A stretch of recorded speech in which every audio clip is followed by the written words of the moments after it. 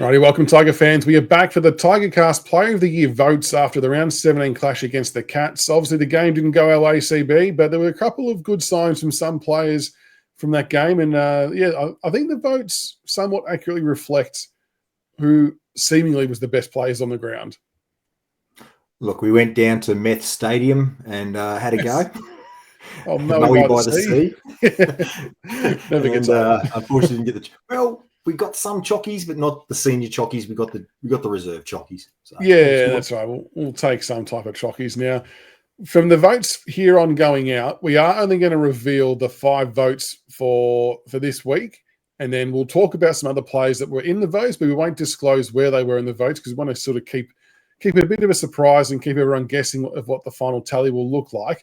And we may change our mind what happens in the coming weeks as well. We might not show any votes, but truth be told, the main reason why I wanted to show the 5 votes for this week is largely, honestly, because of one individual who came in and had an absolute blinder. And I'm just pumped to see him in the votes. So the 5 votes for this week, almost a clean sweep for Maurice Rioli Jr. And I was super pumped for him to come in and get the votes that he got. To come in as sub, obviously the circumstances aren't great. But yeah, you, Grok, and I went for Morris for the 5 votes. What a game he had. Clearly 3 of us were watching the game and clearly 2 blokes weren't.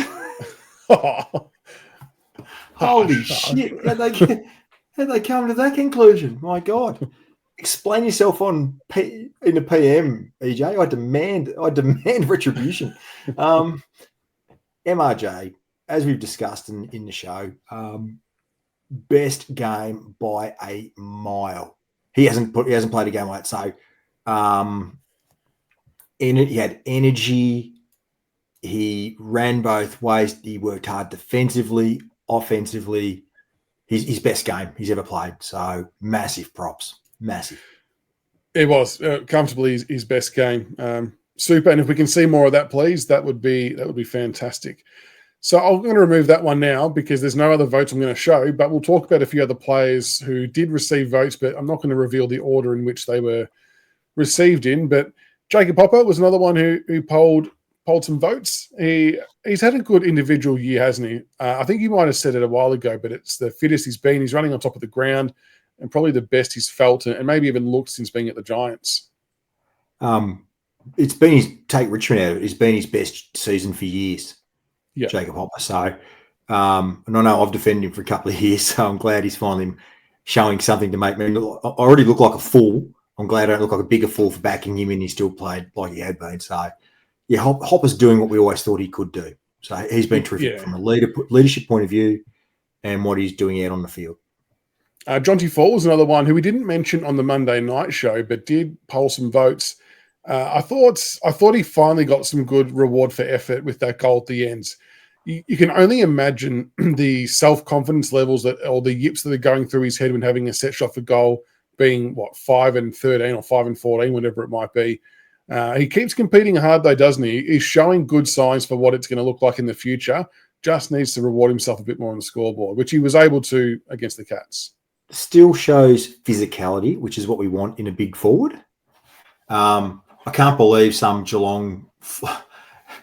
I won't even go into the thing about the Geelong supporters on Saturday night online. That was pretty wild. They're not the smartest base going around.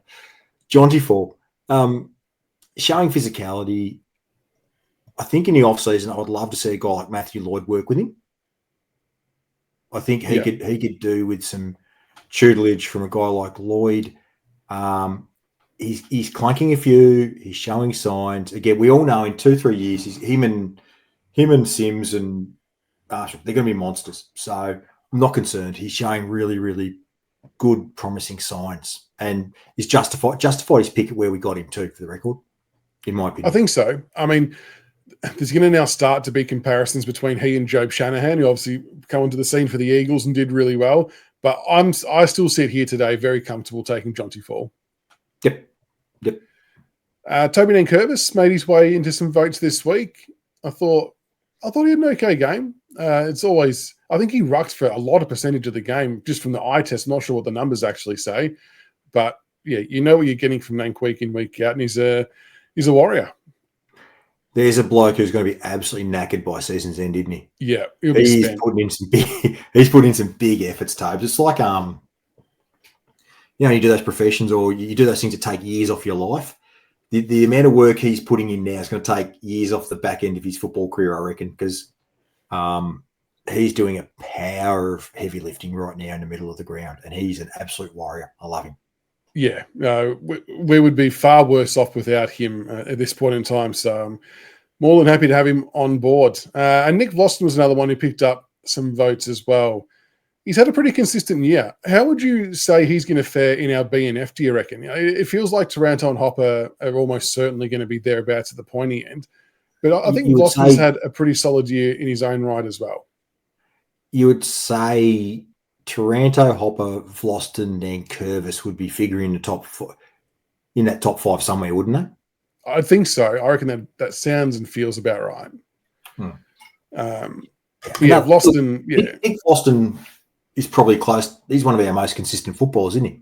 Year in, year out. Yeah, he did have a bit of a dodgy kick on the weekend that he would probably love to have back again if he could. But even the best of them are prone to some mistakes at times. But by and large, the courage he shows and the way he reads the ball and cracks in time after time, it sort of feels like now this year teams have woken up to how good he is and they actually put a bit more time and effort into him, don't they? Well, we're a bottom team. We don't have as many players for opposition teams to worry about currently, True. So they can put a bit more work into him. I mean, Seth Campbell's learning how to deal with a bit more extra tension all of a sudden, isn't he? So it stands to reason that you would put extra time into Nick Vlauston if you could. Absolutely, and it's warranted. It just needs the All-Australian to go with it. Hopefully Darcy Byrne-Jones can hand that one over at some point for him. But they are the votes for round 17. Like I said, we're keeping it a bit more secretive so we can have a bit more of a reveal later in the year. But let us know who you would have voted for in the comments below. Your 5, 4, 3, 2, and 1. And we will see you next week for the votes after the Bombers game. Until next time, go Tigers. I just want to say one thing. I did hear a rumour on Sunday that Mansell took his bitch Tom Stewart for another walk on Sunday morning. Did he really? Okay, did he? It's a rumour. I like it. We'll double check that one. No, I like it. It's good. Double check. But go Tigers and have a wonderful week, everybody. Take care.